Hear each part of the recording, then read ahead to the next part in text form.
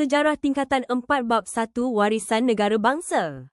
Negara bangsa Melayu wujud sebelum penjajah datang. Ia sistem lengkap, raja, rakyat dan undang-undang. Sejak abad ke-15, 1400-an, Kesultanan Melaka telah membina sistem pemerintahan yang tersusun.